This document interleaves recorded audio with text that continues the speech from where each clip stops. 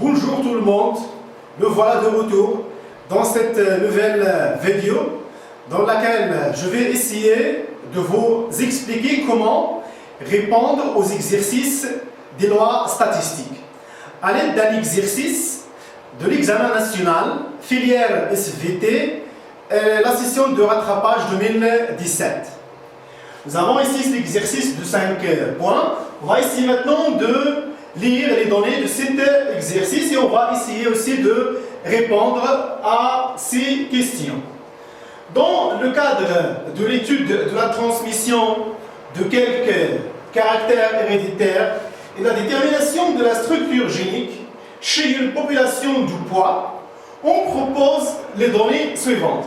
Étude numéro 1. En 1856, Mendel entama ses expériences d'hybridation sur la plante de petits pois, afin d'étudier la transmission de quelques caractères héréditaires. Parmi ces croisements, les deux croisements présentés dans le tableau de document 1. Nous avons maintenant le tableau. Ce tableau-là représente deux types de croisements. Croisement numéro 1, et croisement numéro 2. On va commencer maintenant par le croisement numéro 1. Entre une plante P1 à fleurs violettes et axillaires et une plante P2 à fleurs blanches et apicales. Donc nous avons le numéro 1, par exemple, voilà, P1 et P2, et voilà la génération F1. La génération F1 contient toutes les plantes sont à fleurs violettes et axillaires. Donc, il a F1, le phénotype ici, il prend le phénotype de l'un des parents, les rois, fleurs violettes et axillaires. Croisement numéro 2, entre les plantes F1, c'est-à-dire entre les deux plantes de type bien de génération F1, dans les deux caractères étudiés, c'est les plantes fleurs violettes et axillaires F1 et F1. La génération F2 résultante constituée de 91 plantes à fleurs violettes et axillaires, 32 plantes à fleurs violettes et apicales, 29 plantes à fleurs blanches et axillaires et 8 plantes à fleurs blanches et apicales. Et voilà aussi les résultats de deuxième croisement. La première question, que déduisez-vous?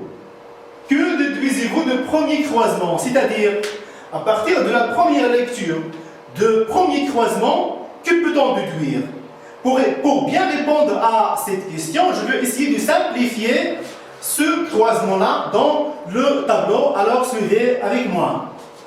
Voilà maintenant le premier croisement simplifié. Nous avons plante à fleurs violettes et axillaires avec plante à fleurs blanches et apicales. Comme résultat au niveau de F1, toutes les plantes sont à fleurs violettes et axillaires, c'est-à-dire 100% de F1 est uniforme ou bien homogène. Il faut utiliser au niveau des symboles de ces allèles responsables de ces caractères, grand B et petit b pour les allèles responsables de la coloration des fleurs et grand P et petit p pour les allèles responsables de la position des fleurs. Observation dans l'examen, peut-être par exemple, qu'est-ce que ça veut dire axillaire? Qu'est-ce que ça veut dire par exemple apical? On parle de la position, maintenant on parle de la position de la fleur qui fait axial, c'est-à-dire axillaire, il est axial, ou bien apical. الموضوع ديالها على مستوى النبذة. ما غاديش تسنى انك تفهم هذا المصطلح او المعنى ديالو، ممكن تطيح في هذا الموقف هذا، دونك كتعتبروا انه c'est un caractère parmi d'autres caractères et il faut continuer à expliquer les données de l'exercice. واخا ما عرفتيش المعنى ديالو، هذه راه كتوقع لك بزاف ما عرفتش اكسيلير ولا ما عرفتش ابيكال وغادي نحبس ليكزيرسيس كامل. نو سي اون فوت. كمل. وطبيعه الحال اللي كيهم في لا جينيتيك هو في لي لوا ستاتيستيك اكزاكتومون il faut bien exploiter les chiffres et les pourcentages pour bien comprendre le mode de transmission des caractères héréditaires. كيفاش كننتقل هاد الصفات الوراثيه، واش هما لي جين ليي ولا لي جين انديبوندون، واش عندي دي هيبريديزم ولا مونو هيبريديزم ان سو دو سويت. يعني ممكن ما تعرفش هاد لو كاركتير هذا، دونك كتعامل معاه على انك عرفتيه وتتعامل مع النسب المئويه اللي غادي نشوفوا dans les d'autres questions Inch'Allah. Alors, comme vous voyez ici, voilà le premier croisement. Je vois ici que 100% de la génération F1 il est uniforme, il est homogène. Alors les parents ici, les parents sont de lignée pure. Autrement dit, c'est la première loi de Mendel est vérifiée. راه كاينه واحد الفكره ديال ان القانون الاول لمنديل قد تحقق. Bien. Mais il faut suivre ici la démarche. La démarche اللي كنتبعوا بطبيعه الحال fleur violette, fleur blanche. ها واحد le caractère. C'est la couleur ديال les fleurs. Deuxième, c'est la position. واش هي accélère ou la apicale. Donc ici pour répondre à notre question que peut-on déduire à partir du premier croisement هو أنه بعد أولا كنصنفوا واش كنديروا الدراسة أو l'étude le dihybridisme ou bien le monohybridisme. On étudie ici deux caractères, la transmission de deux caractères, donc la transmission de deux allèles, et donc nous sommes dans le cas de dihybridisme. الهجونة الثنائية. F1, deuxième point, voilà le premier point ici. Hein, il faut le signaler. السؤال الأول واش كندرسوا بطبيعة الحال الهجونة الأحادية ولا الهجونة الثنائية. Deuxième phrase اللي خصنا نهضروا عليها est-ce que la première loi de Mendel est vérifiée ou bien non? Puisque F1 est uniforme, alors, la première loi de Mendel est vérifiée, donc les parents sont de lignée pure. إذا الآباء من سلالة نقية بالنسبة لهاد جوج ديال الصفات المدروسة pour les deux caractères étudiés. Alors, troisième point qu'il faut signaler, c'est la détermination des allèles de mélange et les allèles récessifs. L'allèle responsable, il faut respecter les symboles. Donc les symboles qui sont par exemple grand B, petit b, grand P, petit p, il faut les respecter. Obligatoirement, il faut les respecter. شنو الاخطاء اللي parmi الاخطاء اللي كنلقاو التلميذ مثلا ما كيحطش لنا هاد لي سامبول وكياخذ هو par exemple دي سامبول اخرين وبالتالي الجواب كيتعتبر خطا. Alors, l'allèle responsable de la couleur violette, les la génération F1, des fleurs grand B, donc est dominant ici. L'allèle responsable de la couleur violette des fleurs grand B est dominant. يعني اللي كيهضر على l'allèle responsable de la couleur des fleurs كان خصنا نحط له symbole. هو هذا par exemple grand B. Par rapport à quoi? Par rapport à la ligne qui est معاه. Voilà, violet par exemple, هو اللي بان عندي في الجين F1, donc هو اللي غادي ياخذ بطبيعة الحال puisque je parle de l'allèle c'est grand B. إذا هنايا غادي يكون عندي grand B وهنايا غادي يكون عندي petit b بالنسبة la couleur blanche. إذا par rapport à la ligne responsable de la couleur blanche petit b, هذا اللي هو récessif. Bien. La couleur B اللي هي مثلا récessif ممكن نكتبها ماشي مشكل. Récessif. On passe maintenant vers le deuxième caractère, l'allèle responsable de la position axillaire des fleurs grand P. Il y a un là-bas, grand P. Et par rapport à l'allèle responsable de la position apicale des fleurs, petite p, هاد اللي هي récessif أو الحليل المتنحي. Donc, n'oubliez pas s'il vous plaît, on étudie le cas, c'est-à-dire de dihybridisme ou bien monohybridisme. Il faut signaler que la vérification de la première loi de Mendel ou bien la non-vérification de cette loi, et donc on peut déduire que les parents ils sont de lignée pure ou là, et la détermination des allèles dominants et des allèles aussi récessifs. Alors, on a les 3 points qu'il faut signaler au niveau de la déduction, ou bien la première question concernant le premier croisement. On passe maintenant vers la deuxième question. Avant de répondre à la deuxième question, j'ai oublié de signaler que les 3 points qu'on a déjà cités dans la première question, c'est 0,25 pour chaque point. Alors, la note générale de cette question, c'est 0,75. Donc, si par exemple, le cours de نقطة ديال واش حنا في monohybridisme ou la dihybridisme, 0,25 pour la vérification de la première loi de Mendel et le troisième point pour les allèles dominants et les allèles récessifs. Alors, on continue maintenant pour le croisement numéro 2 entre les plantes F1 et F1, croisement ici. F1, ce sont des plantes à fleurs violettes et axillaires, entre une autre plante F1, plante à fleurs violettes et apicales.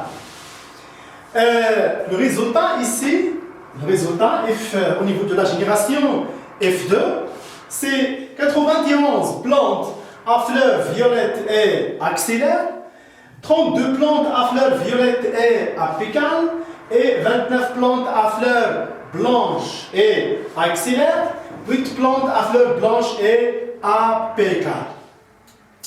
Comme vous voyez ici, voilà ces résultats. Au niveau de 4 phénotypes, nous avons 4 phénotypes avec des pourcentages différents. Au niveau de la deuxième question, en vous basant sur les croisements 1 et 2, donc nous avons le droit d'exploiter le premier croisement et deuxième croisement pour montrer que les deux gènes étudiés sont indépendantes et donner les génotypes des parents P1 et P2 et des individus de la génération F1. Donc c'est une question composée, en vous basant sur les données des deux croisements. Il faut montrer que les gènes étudiés sont indépendants, et aussi il faut donner les génotypes des parents, les premiers parents, et aussi de la génération F1, les Dakhla, le deuxième croisement. Bien, on va commencer par la première partie. Donc, pour répondre à cette première partie, il faut exploiter الأعداد ديال هذه المظاهر الخارجية بالنسبة لهذه النباتات نردوها إلى نسب مئوية. Donc, l'ensemble ici, شنو خصني ندير؟ غادي ناخذ مثلا هاد 91 plantes à fleurs violettes et axillaires باش نحسب النسبة المئوية. Donc عندي 91 sur l'ensemble. شنو هو l'ensemble؟ 91 plus 32 plus 29 plus 8. هذا المجموع هذا شحال هو؟ 160 et on multiplie par 100. كنضربو في 100. دونك شنو هي بطبيعة الحال النسبة المئوية اللي غادي نلقاو فدونك هي 160 ici إلا جمعتو 160 alors غادي نلقاو à peu près 88%. Et la même chose pour le 32, 29 et 8. Donc il faut convertir ces chiffres-là vers des pourcentages. C'est ça la meilleure méthode pour montrer que les gènes, est-ce qu'ils sont indépendants ou bien ce sont des gènes liés. Alors, ici, les pourcentages, je vais écrire les pourcentages directement. Nous avons ici 91, pardon. النسبة المئوية ديالها Voilà, le pourcentage, c'est 56,88%. Pour 32, le pourcentage ici, c'est 20%. Et pour les 29 plantes à fleurs blanches, le pourcentage, c'est 18,13%. Et pour 8 plantes, le pourcentage, c'est 5%. Donc الى حولنا بطبيعه الحال هذه الاعداد الى نسب مئويه باش كيفكركم هاد النسب كتفكركم بطبيعه الحال ب 56.88% هي 9 sur 16 هادو 3 sur 16 3 sur 16 hein, et 5% c'est 1 sur 16. C'est les résultats de F1 et F1 lorsque les gènes sont indépendants. Voilà, donc F2 représente ces proportions-là, 9 sur 16, 3 sur 16, 3 sur 16, 1 sur 16, donc les deux caractères sont indépendants. Il a pris un nisab différent de celle-là, par exemple, différent de 9 sur 16, 3 sur 16, 3 sur 16, 1 sur 16, donc ماشي indépendant, il est ما كانوش indépendant, غادي يكونوا automatiquement ce sont des gènes liés. هذا بالنسبة la deuxième question et la première partie de la deuxième question. Alors pour répondre à la deuxième partie de cette deuxième question, donnez les génotypes des parents P1 et P2 et des individus de la génération F1. Donc هنا غادي نرجعوا للتزاوج الاول الاباء طبيعه الحال الاولين. Donc nous avons ici les individus P1 et P2 voilà et F1. Voilà, j'ai séparé entre les trois. Les phénotypes ديالو بالنسبه ل P1 là j'ai l'exercice plante violette, bien plante à fleurs violette et axélaire, donc il porte les allèles ou bien les allèles les grands P et les grands B et les grands P, voilà. Et la plante fleur blanche et apicale, ces allèles là sont tous les deux récessifs, donc petit B, petit P, et voilà la génération F1. La génération F1, nous avons les caractères les dominants, donc les allèles, grand P, grand B, grand P, le phénotype. Maintenant, les génotypes. Les génotypes, pour les génotypes, les parents sont des lignées pures, donc les génotypes ici, ce sont des génotypes homozygotes. Grand B, puisque les gènes sont indépendants, donc il faut écrire les génotypes comme ça. Grand B à la grand B et grand P sur grand P. Voilà l'allèle responsable de la couleur violette des fleurs. Et voilà les allèles ou bien l'allèle responsable de la position axillaire des fleurs. Et ici, voilà P2, c'est petit b sur petit b, petit p sur petit p.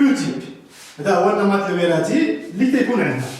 Et puisque F1 غادي يكون فيها بطبيعة الحال لي زاليل ديال لا بلونت اللي غادي تجي من P1 و لي زاليل ديال لا بلونت P2، دونك غادي يكون عندي هنايا 100% grand P, grand B, grand P, et 100% petit b au niveau du gamète, petit b, petit p, et donc la fécondation va être grand B sur grand P, petite b, et grand P sur petite p, alors que le phénotype radical grand B à la grand P comme nous avons ici à 100%. Et voilà maintenant la réponse de la deuxième question complète. On passe maintenant vers l'étude numéro 2. Batron et Penetz, ce sont deux généticiens se sont intéressés par du caractère chez le pois. La couleur de la fleur, qui peut être pourpre, pourpre ou rouge, et la forme des grains de pollen qui peuvent être longs ou ronds. Donc l'étude de caractère. Le croisement numéro 3. Entre des plantes qui ont des fleurs pourpres et des grains de pollen longs et des plantes qui ont des fleurs rouges et des grains de pollen ronds. La génération obtenue, c'est la génération F1. Les individus ont tous des fleurs pourpres et des grains de pollen qui sont longs.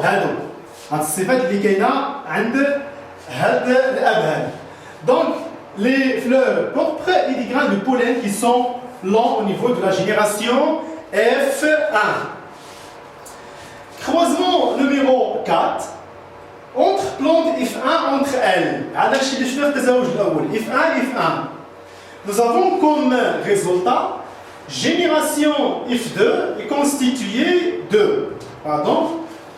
La génération ici F2 est constituée de 483 plantes avec des fleurs pourpres et grains de pollen blanc, 39 plantes avec des fleurs pourpres et des grains de pollen ronds, 37 plantes avec des fleurs rouges et des grains de pollen blanc, et 133 plantes avec des fleurs rouges et des grains de pollen ronds.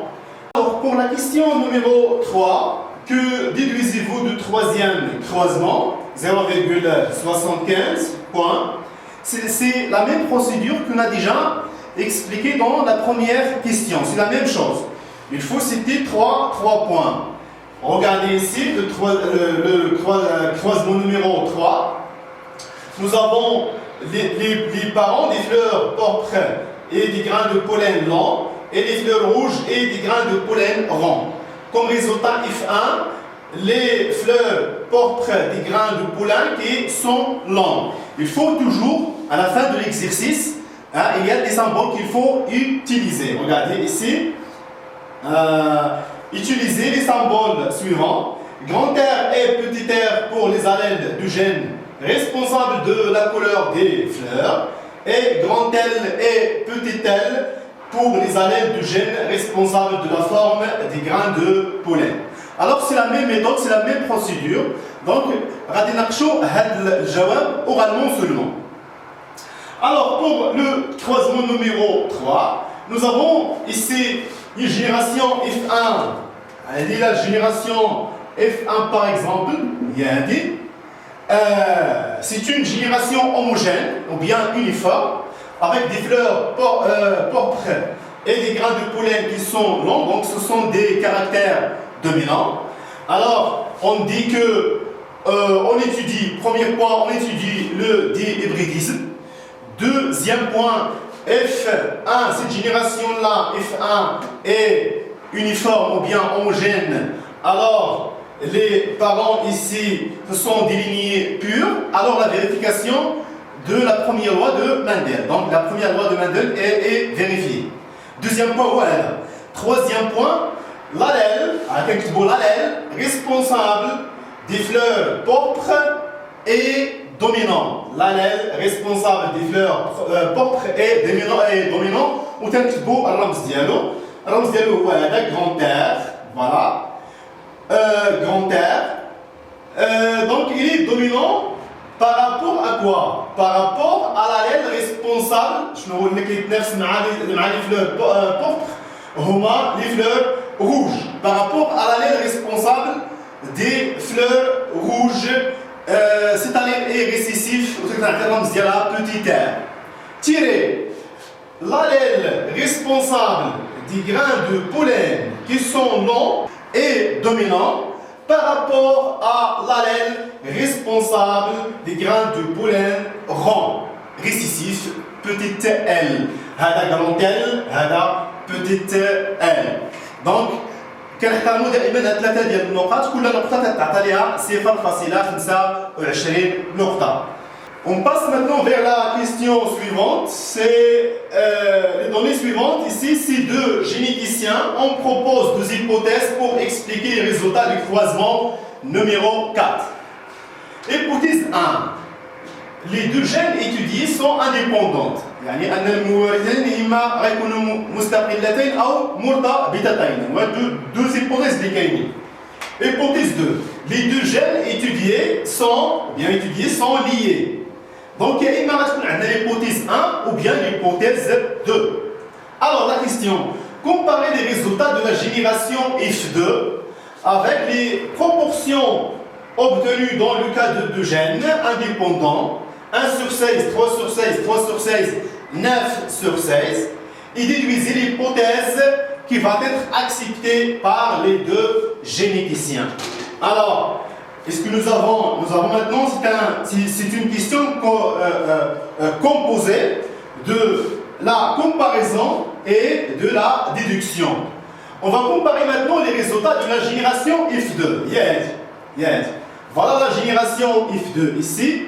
Voilà les résultats. Il faut les comparer avec 9 sur 16, 3 sur 16, 3 sur 16, 1 sur 16 qui m'a donné ou bien l'étude 1 de cet exercice.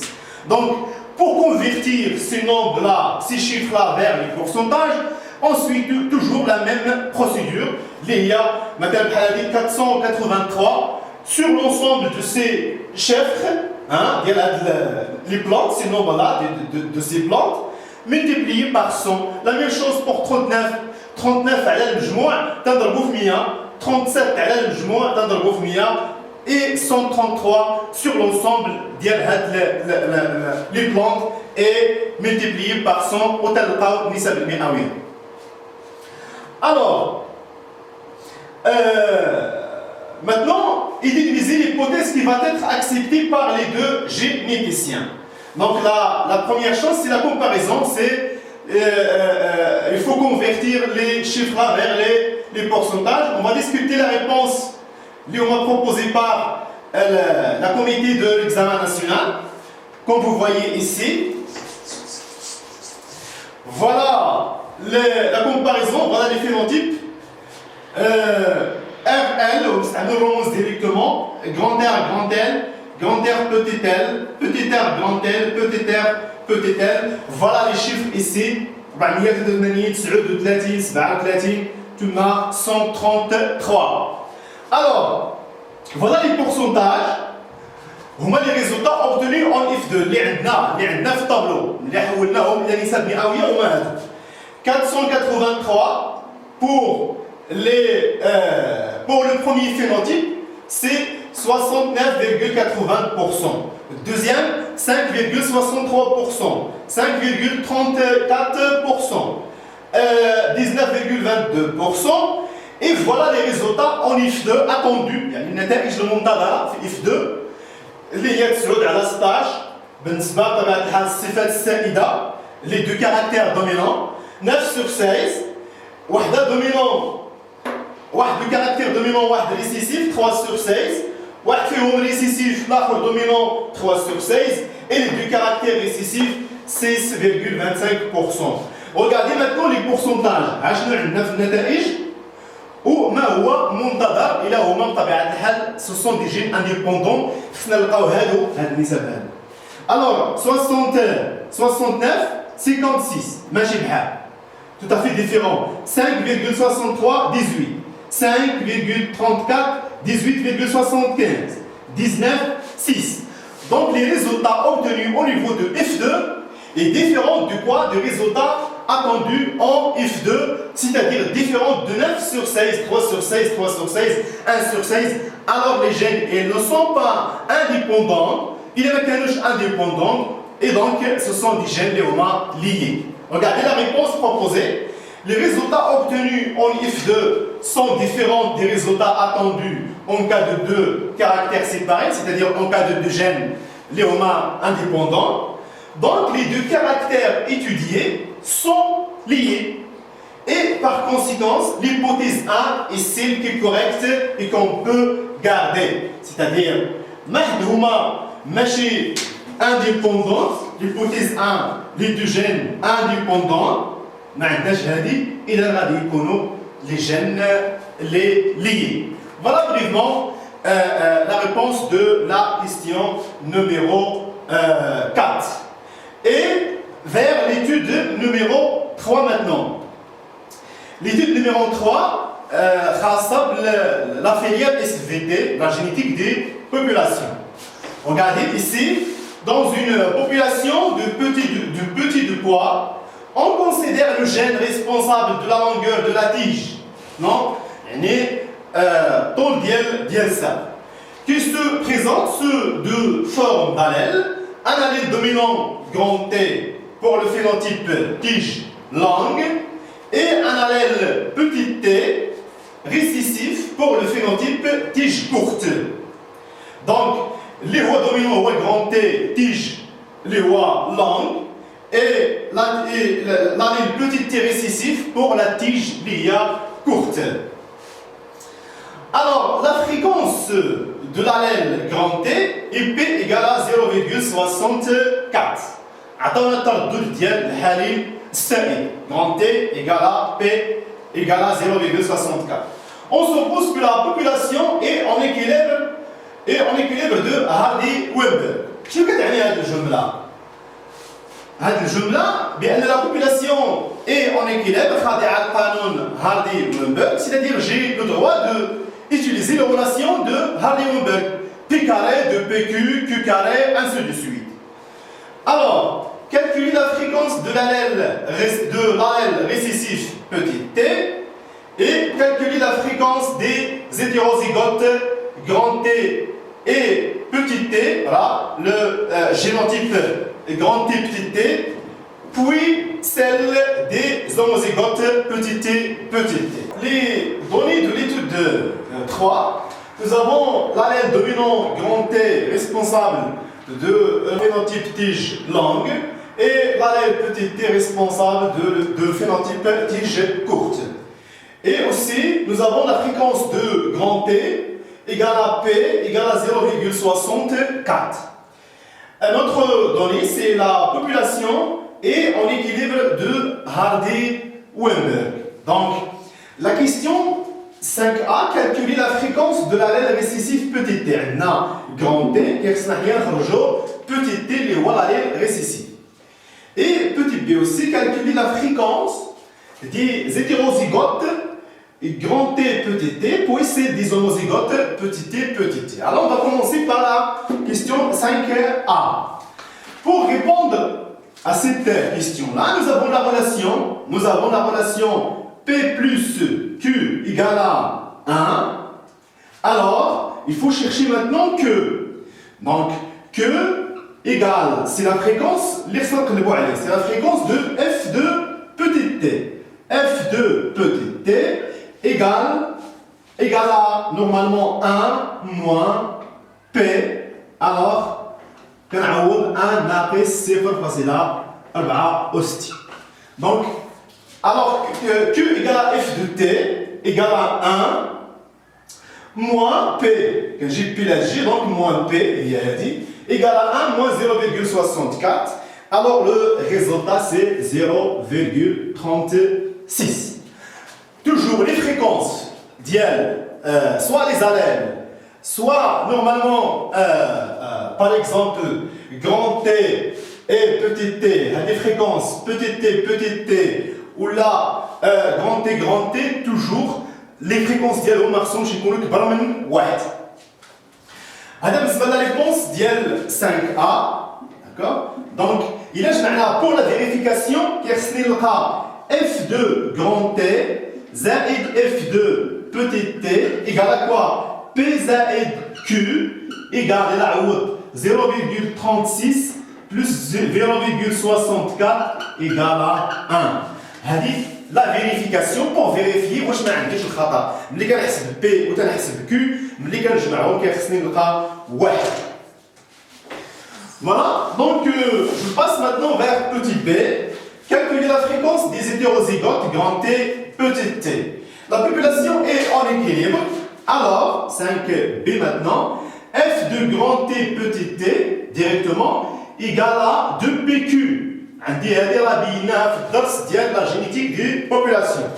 De PQ, j'ai maintenant la valeur de P et la valeur de Q.